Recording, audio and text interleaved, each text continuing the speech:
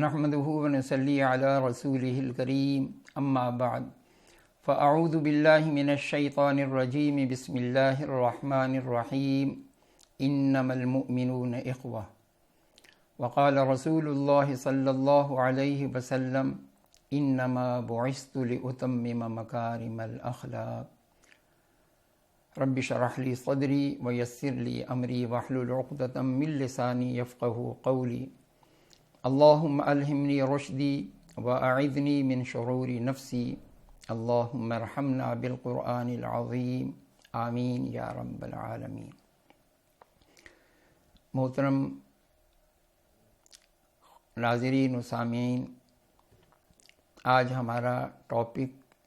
عدم برداشت ہے۔ آپ کو معلوم ہے کہ انسان معاشرت پسند ہے، مل جل کر رہنے والا ایک فرد ہے۔ یہ انسانی رویے ہی ہوتے ہیں جو انسان کو انسان کے قریب بھی کرتے ہیں اور انسان کو انسان سے دور ہی کرتے ہیں۔ منفی رویے ایک منفی پیغام ہے،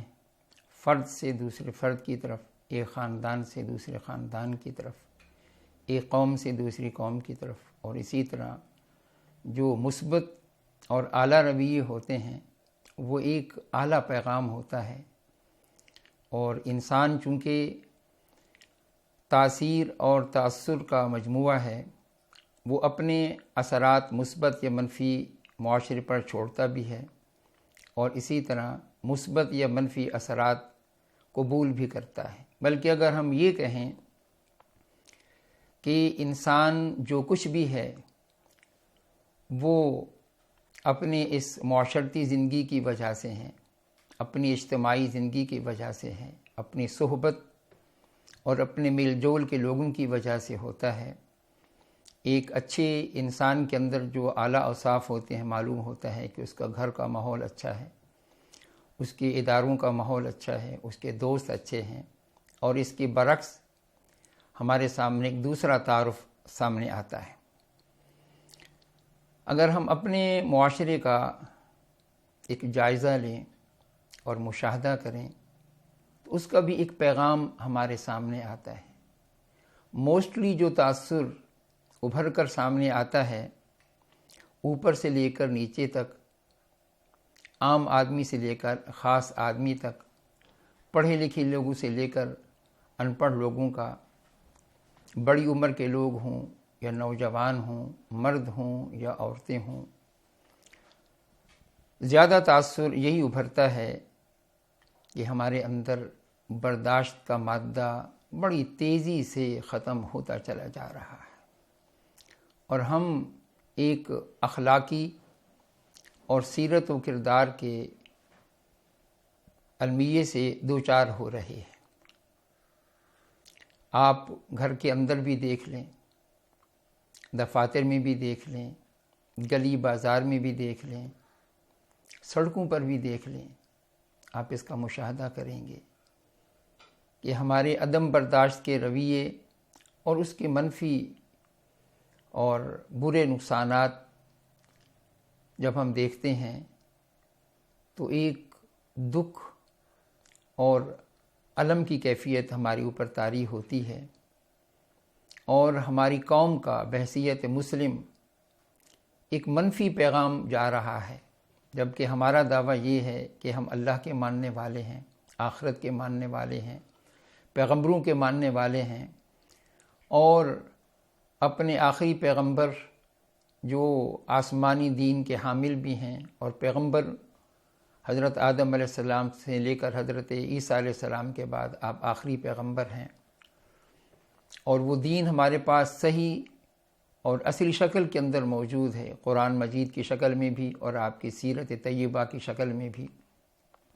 لیکن یہ عجیب بات ہے کہ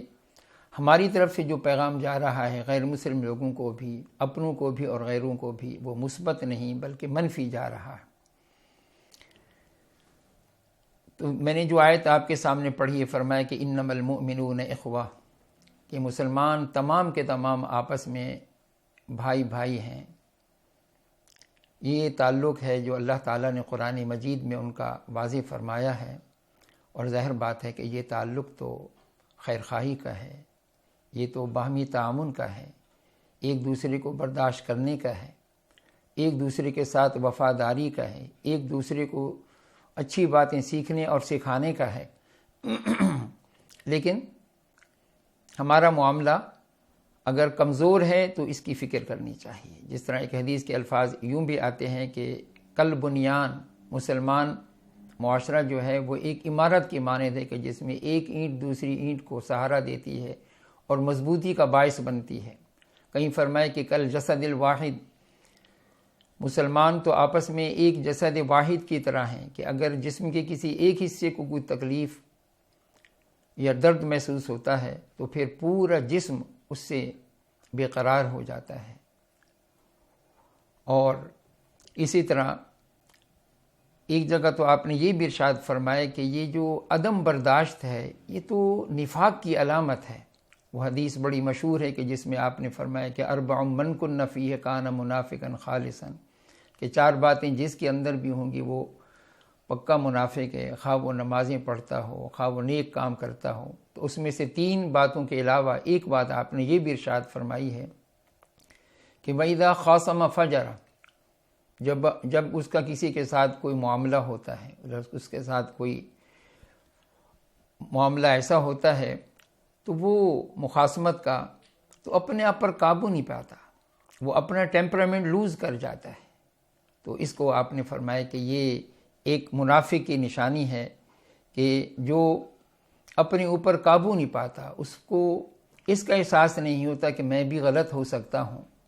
اپنے بارے میں یہ احساس کہ میں بھی آئی مے بی رانگ۔ یہ بہت بڑا اعلیٰ پیغام ہے، بہت اعلیٰ سوچ ہے۔ ایسے لوگ پھسلنے سے بچ جاتے ہیں، ایسے لوگ اللہ تعالیٰ کی رحمتوں کے طالب بھی ہوتے ہیں اور ان کو حاصل کرنے والے بھی ہوتے ہیں۔ جب آدمی کے اندر یہ احساس ہو کہ نہیں میں ہمیشہ صحیح ہوں، یہ بہت بڑی غلطی ہے، بہت بڑی غلطی ہے۔ بلکہ نبی اکرم صلی اللہ علیہ وآلہ وسلم کا معاملہ یہ ہے کہ آپ کے دشمن اور مخالف جو آپ کو ہمیشہ تکلیفیں پہنچاتے تھے، اور جب پھر ان کا کبھی سامنا ہوتا تھا تو وہ محسوس کرتے تھے کہ وہ ساری باتیں آپ کو یاد ہوں گی۔ اسی طرح ذکر آتا ہے کہ مشرکین مکہ میں سے ایک بڑے سردار نے جب اس پر ساری باتیں کھل چکیں، وہ مکہ سے مدینہ آیا اور راستے میں سوچتا آ رہا ہے کہ مجھے یہ تانے ملیں گے، یہ باتیں یاد دلائی جائیں گی۔ جب وہ وہاں پہنچا تو آپ صلی اللہ علیہ وسلم نے جو کچھ ارشاد فرمایا وہ حیران رہ گیا۔ آپ نے فرمایا کہ آپ کو دین قبول کرنے میں دیر لگ گئی،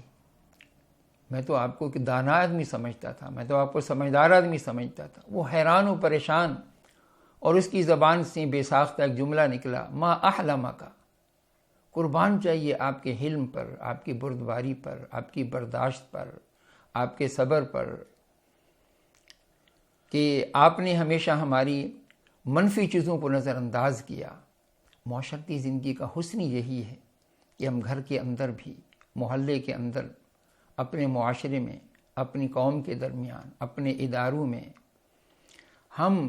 ایک دوسرے کی خوبیوں پر نظر رکھنے والے بنیں اور ایک دوسروں کی اصلاح کا ہم ذریعہ بنیں۔ یہ تبھی ہوگا کہ جب ہمارے اندر ایک دوسرے کی خیر خواہی ہوگی۔ جس طرح آپ صلی اللہ علیہ وسلم کا ارشاد گرامی ہے، الدین النصیحہ، دین تو سراسر خیر خواہی کا نام ہے۔ اور جو لوگ اس راز کو سمجھ جاتے ہیں، وہ سچی بات یہ ہے کہ وہ اپنی پوری زندگی سے ایک اچھا پیغام لوگوں تک چھوڑتے ہیں اور لوگوں کی خوبیوں سے فائدہ اٹھانے والے ہوتے ہیں، اور ان کا وجود پھر معاشرے کے لیے ایک رحمت بن جاتا ہے۔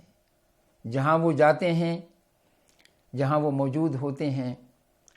وہ دوسروں کو جوڑنے کا، دوسروں کو سکھانے کا، دوسروں کے اخلاق اور سیرت و کردار کی تعمیر کا ذریعہ بن جاتے ہیں۔ یہی ہمارے لیے درس ہے نبی اکرم صلی اللہ علیہ وآلہ وسلم کی ذات گرامی سے۔ بلکہ آپ کا ایک فرمان یہ بھی ہے کہ آپ نے فرمایا کہ اگر میری امت میں سے کسی نے کسی دوسری کو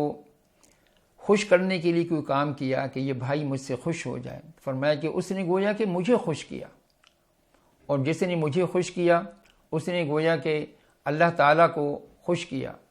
اور جس نے اللہ تعالیٰ کو خوش کیا اللہ تعالیٰ اس کو جنت میں داخل کرے گا۔ اور یقین جانیے اللہ تعالیٰ کی رضا کو پیش نظر رکھنے والے، اللہ تعالیٰ کے مخلوق کو خوشیاں بانٹنے والے دنیا کے اندر بھی جنت میں رہتے ہیں، اس لیے کہ ان کی سوچ پاکیزہ ہے، اس لیے کہ ان کی گفتگو پاکیزہ ہے، اس لیے کہ ان کے رویے انسانی اور اخلاقی بہت عمدہ اور اعلیٰ ہیں۔ وہ دکھ دینے کی بجائے دکھ سہنے والے تو بنتے ہیں، لیکن اپنی ذات سے دوسروں کو آسانیاں فراہم کرنے والے ہوتے ہیں، دوسروں کو جوڑنے والے ہوتے ہیں، اپنے سے دور کرنے والے نہیں ہوتے ہیں۔ تو یہ چیز بھی ہمارے لیے ایک سبق ہے، جس طرح کہ نبی اکرم صلی اللہ علیہ وآلہ وسلم کا ارشاد ہے، میں تو بھیجا اس لیے گیا ہوں کہ تاکہ میں اعلیٰ اخلاق کی تکمیل کروں۔ اللہ تعالی ہم سب کو اس بات کی توفیق عطا فرمائے کہ ہم آپ کی اسوہ حسنہ سے فائدہ اٹھانے والے بنیں اور دنیا اور آخرت کی شرمندگی سے محفوظ رہیں۔ آمین یا رب العالمین۔